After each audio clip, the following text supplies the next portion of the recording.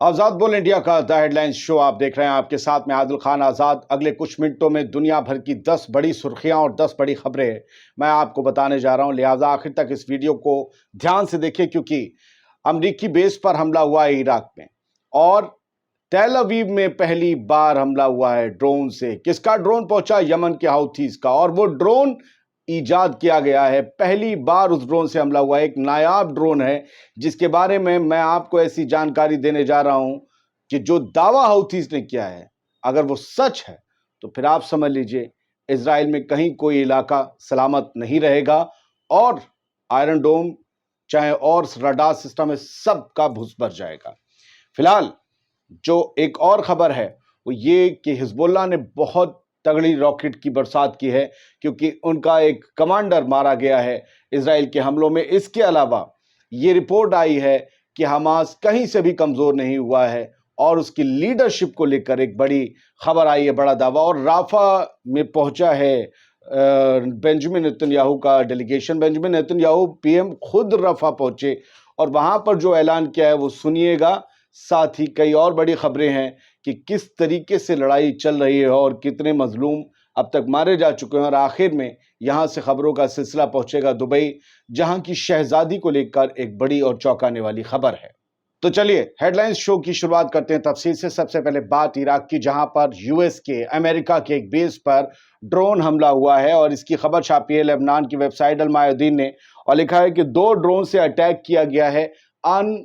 N अल Asad US air base है Iraq में, वहां पर।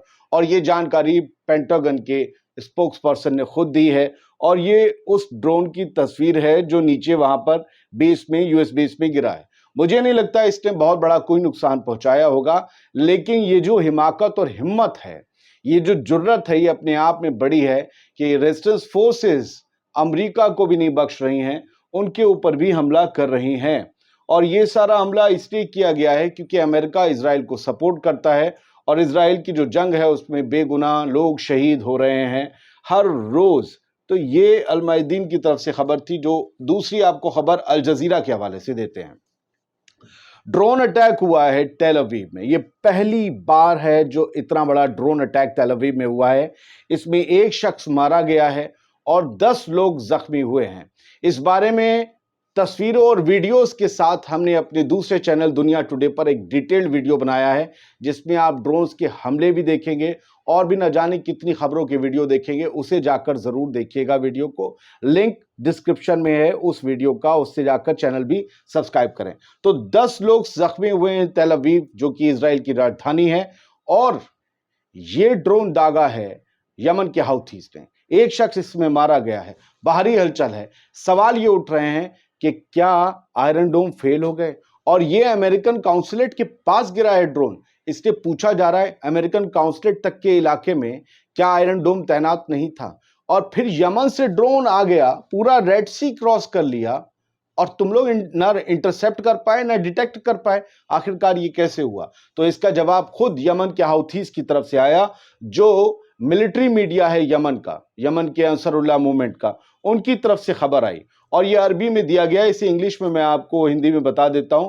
याहिया सारी मिलिट्री स्पोक्स पर्सन है यमन के हाउथीज की, इन्होंने ये जानकारी दी कि यमन के अंसरुल्लाह मूवमेंट ने आज बिल्कुल ताजे ताजे ड्रोन का इफ्तिताह किया है, इनॉग्रेशन किया है, और इस ड्रोन का नाम याफा रखा गया है। और ये तेल अवीव, जो कि जाफा रीजन था, जो तेल अवीव का पुराना नाम भी जाफा था, उस जगह हमने दागा है। वो इजरायली उसे तेल अवीव कहते हैं, हम उसे जाफा कहते हैं, क्योंकि इजराइल तो 75 साल पहले था ही नहीं। तो इन्होंने कहा कि हमने एक नया ड्रोन याफा दागा है और it is capable of bypassing interception systems and radar cannot detect it. Radars cannot detect it. Radar इसे डिटेक्ट कर ही नहीं सकते, इसका पता ही नहीं लगा सकते। और ये ड्रोन कैपेबल है, कुव्वत है, सलाहियत है इसमें कि किसी भी इंटरसेप्शन सिस्टम को, चाहे वो थॉट हो, चाहे वो आयरन डोम हो, कोई हो, उसको पार कर सकता है, उसको बाईपास कर सकता है, उसको यूं करके डॉज कर सकता है। या वो देख ही नहीं पाएंगे या वो रोक नहीं पाएंगे। अब इसकी खासियत क्या है ड्रोन की और इसे क्यों नहीं डिटेक्ट किया जा सका, उसके बारे में एक डिटेल शो विजुअल्स के शायद उधर आए या फिर इधर आए, जब इसके बारे में हम डिटेल्स हासिल कर पाएंगे। अभी इस ड्रोन के बारे में कोई डिटेल्स यमन के हाउथीज ने नहीं दिए, बस इतना बताया है ना आयरन डोम इसे पकड़ सकता है, ना गिरा सकता है, ना ही इसे रडार इजरायली या कोई भी दुनिया का रडार डिटेक्ट कर सकता है। बेहद खतरनाक ड्रोन है जिसका नाम याफा है। अब हिजबुल्लाह ने क्या किया है, आज 19 जुलाई की खबर देख लीजिए। हिजबुल्लाह ने इजरायली फिलोन बेस को ड्रोन से नहला दिया है। यह पहली बार हुआ है। हिजबुल्लाह के हसन नसरुल्लाह जो जनरल सेक्रेटरी, उन्होंने अभी 2 रोज पहले कहा था कि आज तक हमने जिन इलाकों पर हमले नहीं किए थे उन इलाकों पर हमले के लिए तैयार रहो। कल एक बड़ा कमांडर हिजबुल्लाह का मार गिराया इजरायली फोर्स ने एयर स्ट्राइक में, जिसके बाद इजराइल में हाई अलर्ट था इस बात को लेकर कि रिटेलिएशन बहुत तगड़ा आएगा, और वो आया भी। अटैक किए हैं जबरदस्त तरीके से। आप जो इस अलमायदीन की खबर में मैप देख रहे हैं, ये वो जगहें हैं जहां पर हिजबुल्लाह के ड्रोन्स आए हैं। ये नंबर ऑफ ड्रोन्स नहीं है, ये जगहें हैं, और यहां पर लगातार जो भी आपको दिख रहा है बुझे हुए हैं और जो जल रहे हैं, ये सब ड्रोन्स हैं। यानी बैरेज ऑफ बैरेज रॉकेट्स के जो है रिलीज कर दिए कब्जे वाले इजराइल की तरफ हिजबुल्लाह ने। अलमायदीन की एक और खबर 19 जुलाई की है, Hamas retain its skilled leaders command structure. Hamas के ना तो कमांड स्ट्रक्चर में कोई कमजोरी आई है 9 महीने की जंग के बाद, ना ही उसके सीनियर लीडर्स पर, स्किल्ड लीडर्स पर कोई आंच आई है। वो सब सही सलामत हैं और मजबूती से लड़ रहे हैं। ये रिपोर्ट किसने दी है? ये रिपोर्ट दी है स्टडी ऑफ वॉर रिपोर्ट्स ने, institute for the study of war reports.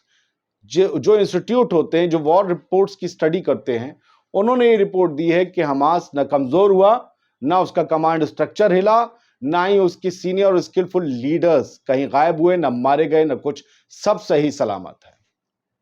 तो इजराइल जो दावे करता है, क्या उसकी हवा ये वॉर रिपोर्ट बनाने वाले या पढ़ने वाले या रिसर्च करने वाले इंस्टीट्यूट्स निकाल रहे हैं?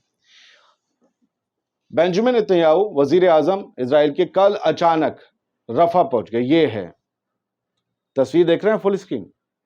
बेंजामिन नेतन्याहू अपने फौजियों के बीच बैठा है, ये रफा है, और वहां पर बेंजामिन नेतन्याहू ने बड़ा ऐलान किया है कि ना हम फिलाडेल्फिया एक्सिस को छोड़ रहे हैं और ना ही राफा क्रॉसिंग को छोड़ने जा रहे हैं। हमारा कब्जा इन दोनों पर ही बरकरार रहेगा। यही तो दोनों सीज फायर की मेन शर्तें हैं। यानी बेंजामिन नेतन्याहू ने पूरी कोशिश कर ली है कि सीज फायर ना हो, और ये सब तब कब किया जा रहा है? ये तब किया जा रहा है जब अगले हफ्ते बेंजामिन नेतन्याहू की प्रपोज्ड यूएस विजिट है। अमेरिका जा रहा है ये बंदा, और वहां की कांग्रेस को, यूएस कांग्रेस को, यानी वहां की पार्लियामेंट को संबोधित करेगा, खिताब करेगा।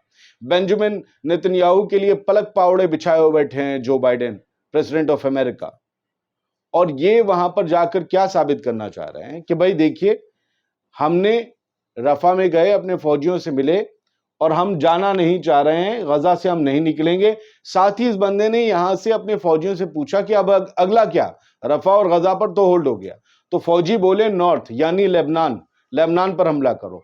यानी ये यहां से बंदा रफा आके जस्ट अमेरिका जाने से पहले, इतने महीनों में नहीं आया, अब आया। रफा आया अमेरिका जाने से 1 हफ्ते पहले, ताकि ये बता सके अमेरिका में कि लेबनान से लड़ने के लिए हमारी फौज तैयार है, बस तुम गोला बारूद दे दो, हमें साजो सामान चाहिए। ये एक गुप्त मैसेज हो सकता है।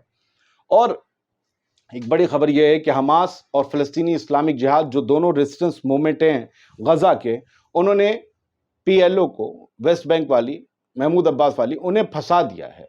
उन्होंने कहा है कि आपने इजराइल को जो रिकॉग्नाइज कर रखा है, मान्यता दे रखी है, आप उसे विड्रॉ कीजिए, आप उसे खत्म कीजिए। अब फिलिस्तीनी आवाम ये सोचेगी कि फिलिस्तीनियों के इतने कत्लो गारत के बाद, 38,000 फिलिस्तीनियों के मारे जाने के, शहीद होने के बाद, क्या फिलिस्तीनियन अथॉरिटी अब भी इजराइल को मान्यता देती रहेगी? अगर वो फिलिस्तीन को मान्यता नहीं दे रहे हैं, क्योंकि कल नेसेट में, इजरायली संसद में, वो फिर से पास हो गया कि कोई फिलिस्तीनी स्टेट नहीं बनेगी।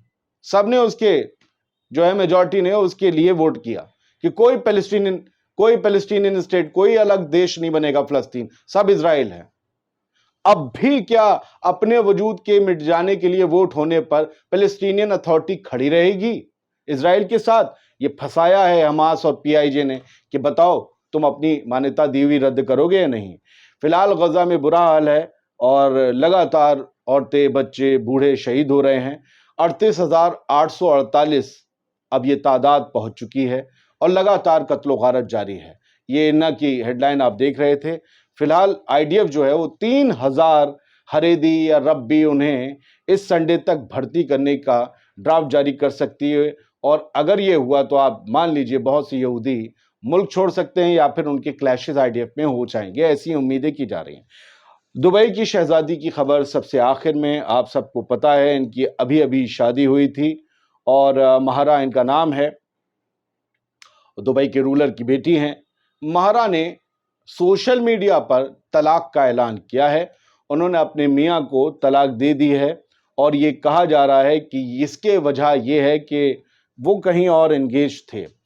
As you are occupied with other companions, वो ये कह रहे हैं कि तुम पर चूंकि दूसरे लोगों का, दूसरे साथियों का कब्जा है या तुम दूसरी जगह एंगेज हो, मैं ऐलान करती हूं कि मैं तुम्हें तलाक देती हूं, तलाक देती हूं, तलाक देती हूं। 3 बार तलाक इन्होंने सोशल मीडिया पर दे दिया। लिखा take care your ex wife. इतनी खूबसूरत जोड़ी थी ये। जो शेखा मायरा हैं उनके तो रील्स बड़ी वायरल होती थी। बहुत अभी जल्दी इन्होंने एक बच्ची को जन्म दिया, एक बच्ची पैदा हुई इनके घर और उसके बाद उन्होंने ये तलाक देने का फैसला किया। अब मैट वालेस जैसे लोग उनके पोस्ट को शेयर करके लिख रहे हैं कि नया रिकॉर्ड टूट गया है। ये लोगों को ट्रोल करते हैं। नया रिकॉर्ड टूट गया है, सबसे बड़ी इंस्टाग्राम पोस्ट का 20 बिलियन। इनका यह मानना है कि कंपनसेशन के तौर पर तलाक के बाद शेखा मायरा को $20 बिलियन अपने मियां से मिलेंगे। तो फिलहाल ये कुछ खबरें थी जो आपके सामने रखना बेहद जरूरी थी। उम्मीद ये करते हैं छोटा वीडियो आपको पसंद आया होगा। दुनिया टुडे हमारा दूसरा चैनल है, उस पर विजुअल्स के साथ, जबरदस्त जंग के विजुअल्स के साथ वीडियो आएंगे। उसे शेयर करें, दोस्तों को बताएं, उसे जल्दी जाकर आप सब्सक्राइब कर लें। ये रहा QR कोड हमें सपोर्ट करने के लिए। खुश रहिए, सलामत रहिए।